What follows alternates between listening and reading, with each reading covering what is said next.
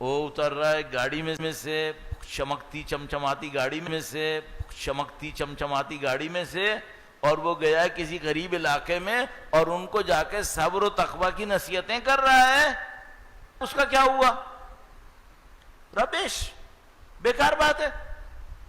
یہ کیا بات ہوئی کہ دین غریب دے یا دین امیر دے؟ نہیں بھائی، بولو دین دیندار دے، ختم ہو گئی بات. جس معاشرے میں آپ کو یہ لگے کہ منافقت نہیں ہے، ایک دوسرے کے ساتھ بھائی چارگی کے ساتھ بغیر منافقت کے مل جل کر پیار محبت سے رہ رہے ہیں لوگ، سمجھ لو ان کا دین صحیح ہے.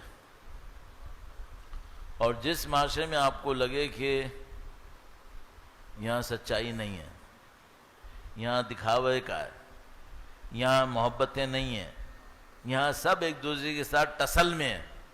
اب اگر کوئی مجھ سے کہنا ہے کہ یہ سارے لوگ 5 وقت کے نمازی ہیں، نماز شب بھی پڑھتے ہیں، تو میں کہوں گا ان کے پاس دین نہیں ہے.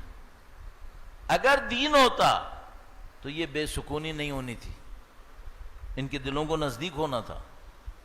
ہو ہی نہیں سکتا کہ اندر دین ہو اور باہر جھگڑے ہوں، اندر دین ہو اور باہر ایک دوسرے سے نفرتیں ہوں اور دوسرے سے بغض ہو. یہ نہیں ہو سکتا. دیندار لوگ نہیں ہوتے ایسے. آیت اللہ خمینی نے بہت عجیب ایک مثال دی تھی.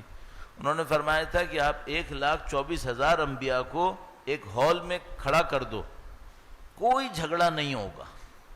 1,24,000 ہوں گے، کوئی جھگڑا نہیں ہوگا. 2 نفس پرست ایک دنیا میں نہیں بیٹھ سکتے، ایک ملک میں نہیں بیٹھ سکتے. یہ جھگڑیں گے، ہر صورت میں جھگڑیں گے.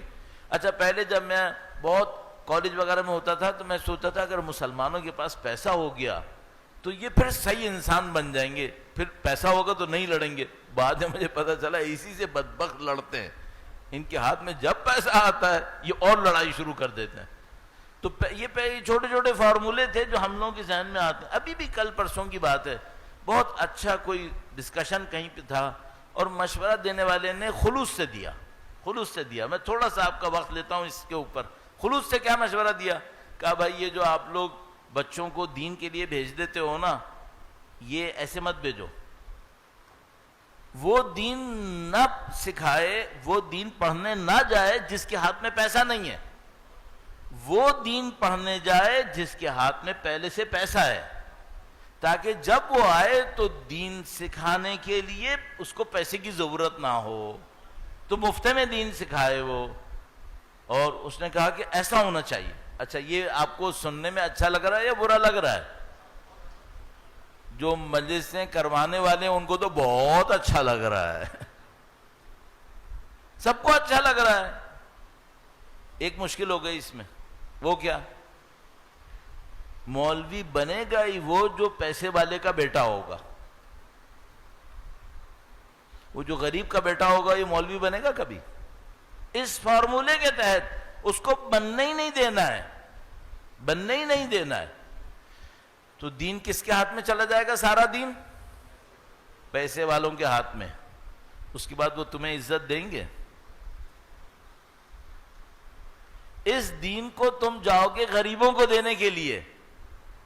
وہ اتر رہا ہے گاڑی میں سے، چمکتی چمچماتی گاڑی میں سے، چمکتی چمچماتی گاڑی میں سے، اور وہ گیا ہے کسی غریب علاقے میں اور ان کو جا کے صبر و تقوی کی نصیحتیں کر رہا ہے. اس کا کیا ہوا؟ ربش، بیکار بات ہے. یہ کیا بات ہوئی کہ دین غریب دے یا دین امیر دے؟ نہیں بھائی، بولو دین دیندار دے، ختم ہو گئی بات. چاہے وہ امیر کا بیٹا ہو چاہے وہ غریب کا بیٹا ہو. یہ تو ظلم ہے کہ آپ بولو کہ دین ہمیشہ امیروں کے بچے دیں گے. اور یہ میں بتا دوں یہ کبھی بھی نہیں ہوگا، کبھی بھی نہیں ہوگا. نہ یہ میں کہہ رہا ہوں کہ سارے غریبوں کے بچے دیندار ہوں گے، نہ میں یہ کہہ رہا ہوں سارے امیروں کے بچے بے ایمان ہوں گے. لیکن کسی بھی کیٹیگری کے اندر آپ محدود کرو گے، دین خود بخود کرپٹ ہو جائے گا. رسول گرامی کے اطراف میں جو پہلے دین لائے وہ کون لائے؟ سب غریب لوگ، بلال حبشیوں، اس ٹائپ کے لوگ. اچھا، یہ جو فارمولہ دے رہا ہے یہ کیا کہہ رہا ہے؟ کہہ رہا ہے غریبوں سے دین نہیں لینا ہے. تو ایسا کرو، تمام نبی کے سائڈ میں جتنے لوگ ہیں سب کو نکالو، نبی مانیں گے اس کو.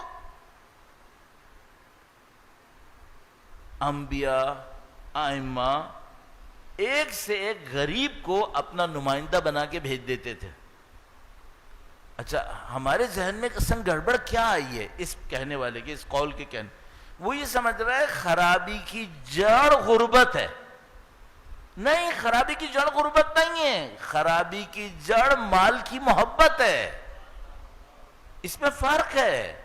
ایک دفعہ ایک امیر ہوتا ہے اس میں فرق ہے. ایک دفعہ ایک امیر ہوتا ہے جس کے اندر گھر پہ مولا گئے, ان کا تم نے کیا اپنا حشر کیا ہوا ہے؟ تو وہ اس نے کہا کہ مولا میں تو آپ ہی کی طرح بننا چاہتا ہوں, لہذا میں نے کپڑے شپڑے سارے پرانے کر دیے, یہ ہم کا نہیں صحیح نہیں کر رہے. پھر ایک کے گھر گئے جس کا گھر بڑا تھا, تو امام کے اصحاب نے کہا مولا اس کا گھر اتنا بڑا ہے. امام نے اس سے کہا اگر تمہارا گھر غریبوں کے لیے کھلا رہے تو بڑے گھر میں کوئی برائی نہیں ہے, صحیح ہے. تو کیا امام کے سارے چاہنے والے ائمہ کے اور نبی کے سارے غریب ہوتے تھے؟ نہیں, سارے غریب نہیں ہوتے تھے. سارے امیر ہوتے تھے؟ نہیں, سارے امیر بھی نہیں ہوتے تھے. یہ تقسیم ہی غلط ہے جو ہم لوگ سوچ رہے ہیں. بس اس تقسیم میں سب سے بڑی غلطی کیا ہے, ہم سمجھ رہے ہیں کہ خرابی کی جڑ مال ہے. خرابی کی جڑ مال نہیں ہے, یا خرابی کی جڑ غربت ہے. نہیں, خرابی کی جڑ غربت بھی نہیں ہے, مال بھی نہیں ہے. خرابی کی جڑ کیا ہے؟ حرص, لالچ, دنیا پرستی, چاہے غریب میں ہو چاہے امیر کے اندر ہو. یہ خرابی کی جڑ ہے.